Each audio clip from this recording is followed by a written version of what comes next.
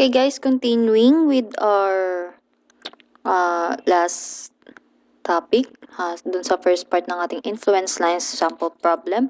Ito na yung susunod na pinapahanap. It is member DE. DE yung inuna ko kasi pareho lang sila ni FGK, JK na pa-horizontal. So, mas madali na siyang kunin. Same lang ang procedure. Ang maiiba lang is yung kung saan ka magmo-moment.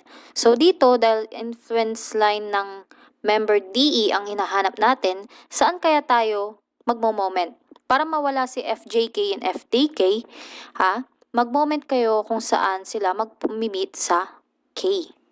Nag-meet ang FJK at FDK sa K, sa point K, kaya dun tayo mag-moment para ma-cancel out silang dalawa. Para ang matira na lang is yung RA, yung 1 unit load, at yung member DE. So, yan. Dahil dyan, let's proceed. Dahil ang boundary limits natin is 0 to 12 kasi nga, ang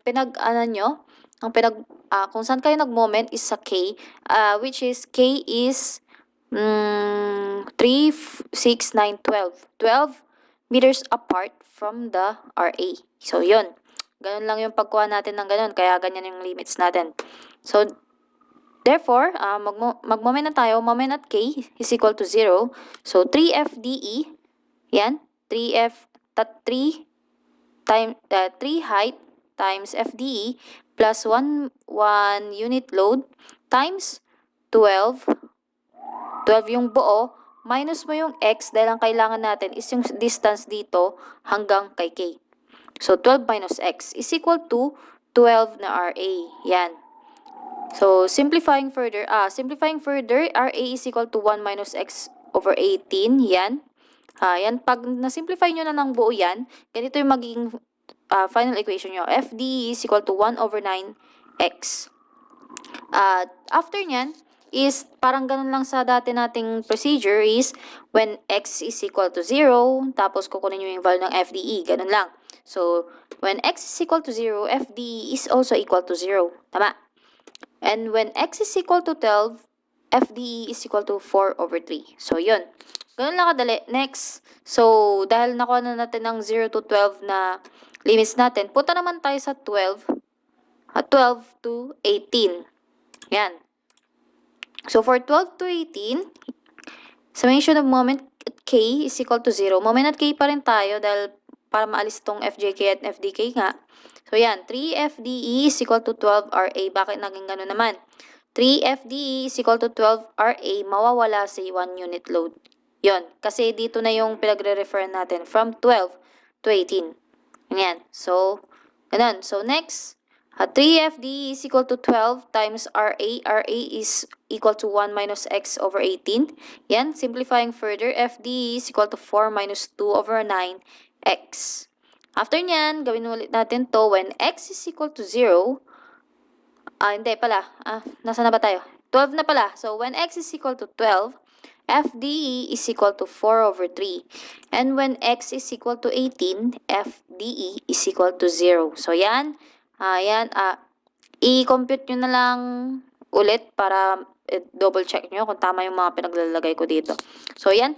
After nyan, nakuha mo na yung mga values na kailangan mong gamitin para mag-graph ng diagram. Yan. Mag-ano ka na? Mag-graph ka na. So, from 0, 0 din ang y-axis. So, 12 ang x, 12. At ang ano natin sa y-axis is 4 over 3. And then dito, 18, 0 siya. So, after nyan, plot the points, then connect the dots. Yan. Makukuhan mo na yung influence diagram ng member DE or influence line ng member DE. So, yan. After nyan, lastly, punta na tayo sa pinakadulo. Ang influence diagram naman ng member DK. Bakit ko kaya hinuli ang member DK? Kasi iba yung procedure niya. Dito naman is, madali lang naman, hindi lang ako nag-moment. Ganun. Kasi, sige, try nyo. Mag-moment kayo, hanapan nyo. So, kung titignan nyo dyan, excuse me. Kung titignan nyo dyan, pag nag-moment kayo, mahirapan kayo. Dahil hindi mo alam kung saan ka pwedeng mag-moment para ma-omit yung FJK at FDE. So, meron pa tayong ibang procedure, di ba? Meron pa tayong summation forces vertical and horizontal. And since FDK ang hinahanap natin at ang ating forces, ang ating reaction at ang ating unit load ay vertically, so ang gagamitin natin is summation forces vertical. So, yun. Sana nagigets nyo yun, no? So, dito, bakit kaya 0 to 9 ang limit? Yun, ito naman. Bakit 0 to 9 ang limit? Kasi kung titignan nyo, dito si F, DK. So, yan. 0 to 9.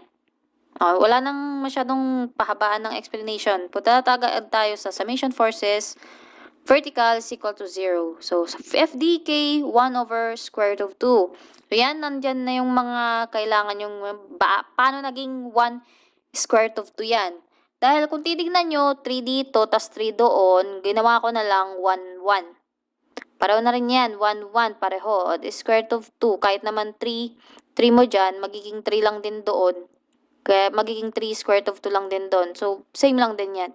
So, 1 over square root of 2, vertical, kaya ang kukunin mo is 1, 1. Itong 1 na ito, yung vertical, over square root of 2. Tama ba? Tama. So, yan, plus RA is equal to 1. 1 yung pababa. So, pataas si FDK, pataas si RA, pababa si 1 unit load. So, yan, simplifying further, RA is equal to 1 minus x over 18, ganyan.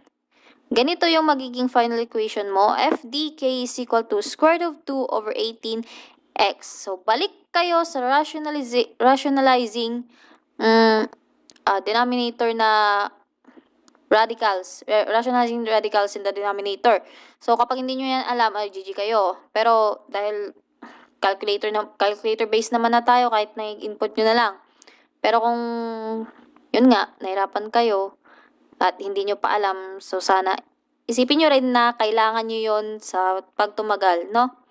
Hindi lang laging magbe-base sa calcu, hindi lang laging magre-rely sa calcu, paano kung mali yung calcu nyo or mali yung na-input nyo, diba? So, kung madali lang naman siyang i-simplify, bakit pa kayo gagamit ng calcu, like 1 plus 1? Mga ganyan, di ba? Kahit naman ako, natatry ko yon dahil sa naprapraning din naman tayo paminsan-minsan. Pero sana, huwag masyadong mag-rely sa calcu. So, yun lang ang payo ko. Ano yung susunod? Medyo nawala tayo. Ano yung susunod? When x is equal to 0 na. When x is equal to 0, FDK is equal to 0. Palitan mo ng 0 yan, kunin mo yung value ng FDK, 0. So, when x is equal to 9 naman, pag 9 naman ang value nito, ang magiging value ng FDK is square root of 2 over 2. Yan. Nakuha mo na yung kailangan mong value sa 0 to 9. Ang next naman nakuha naman ng value is yung 9 to 18. So, sa 9 to 18, for 9 to 18, summation of forces vertical pa rin. Kaso ang mangyayari dahil nasa 9 to 18 ka na, at ang 1 unit load mo ay nasa 0 to 9 lang naman, so wag mo siyang isama dito. So, FDK times 1 over square root of 2 plus RA is equal to 0. Yan. Palitan mo ng 1 minus x over 18, yung RA. Then, simplify. FDK is equal to square root of 2 over 18x minus square root of 2. Yan. After nyan, yung when x is equal to 12 naman, hindi ko napalitan. So, when x is equal to 9, FDK is equal to negative square root of 2 over 3. Sorry, 9 ito. And then, when x is equal to 18, FDK is equal to 0. After nyan, nakuha mo na lahat ng mga kailangan mong mga values para mag-plot ng points at mag-draw ng diagram. Proceed ka na dun. Yan. Ganyan yung itsura niya. Kasi positive ito ba, no? Ayan. I-plot natin para mas naiintindihan nyo. 0, 0. So, 0 dito, kaya 0 din. Ito kasi ang ating, hindi ko nasasabi kanina, no? Ito yung ating reference. Yan. 0, 0 dito. So, 0, 0. Tapos, punta kang 9. Ang iyong naman dun is square root of 2 over 2. 1/2 square root of 2 is also equal to square root of 2 over 2. Same lang yan. So, then, after that, punta ka sa... Saan ba? Ay, hindi. Sorry. Nalito ako dun Ayan eh. Tama pala yung sa 12 dito. Dito pala ako nagkamali sa 12. Bakit kaya 12? Ayun, pati ako nalito na rin, no? So, bakit kaya 12? Hindi ko na i-edit to para malaman nyo na kahit paano nagkakamali din ng teacher nyo. Yan. So, kung 12 yan, bakit kaya 12 dito? Tingin nyo. Yun, sige, isip-isip. Isip-isip. Bakit kaya 12? Kasi una sa lahat, ang kinuha natin is summation first vertical and then nakaslant siya. Okay. Summation first vertical siya and nakaslant siya from D to K. So, parang connected siya dyan. Kukuhanan mo na lang yan pareho. Yan, punta ka dito.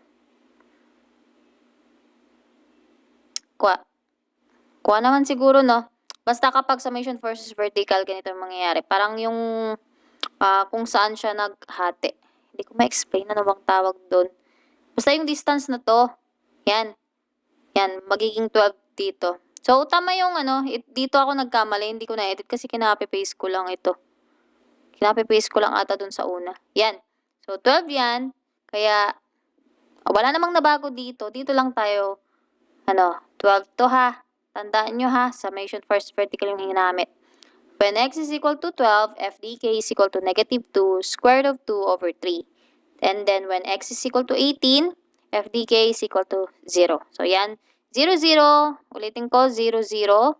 Sa 9, fd is equal to square root of 2 over 2. Tapos, pagdating sa when x is equal to 12, f dk mo is negative square root of 2 over 3. Kaya naging ganyan yung tsura niya. Yan. Bumaba siya ng negative 2 square root of 3. Tapos, ang x is equal to 18, then f dk is equal to 0. So, connect the points, connect the dots, ganyan, ganyan, at ganyan. Tapos, shade nyo. Yan. Yan na yung influence diagram ng ating member dk. So, nagbigay ako ng assignment nyo, gawan nyo ng influence diagram na yung binigay kong problem. Nyo na lang. Pagpraktisan nyo na lang dahil parang ganun yung ibibigay ko sa exam. Tapos, yung exam nyo is composed of all topics mula prelims. So, yan ang magiging coverage ng exam nyo for final. So, yun lang. Sana nagets nyo kung paano kumuha ng influence line or influence diagram sa isang member ng trust. So, after nito, check ko muna kung mayroon pang time. Pero feeling ko wala na kasi dahil next week exam yun eh. So, siguro next time na lang. Ayan, pag-aralan nyo na lang din. Magbibigay na lang din ako siguro ng ng links kung if ever humingi kayo. Yan. So, kapag humingi kayo ipaalala nyo na lang kung gusto nyo humingi. Maghanap ako. Ako na maghanap para hindi kayo nalilito kung ano pa yung susundan nyo talaga. So, yan. Yun lang ang may papayo ko. So, thank you very much and ayun, happy finals.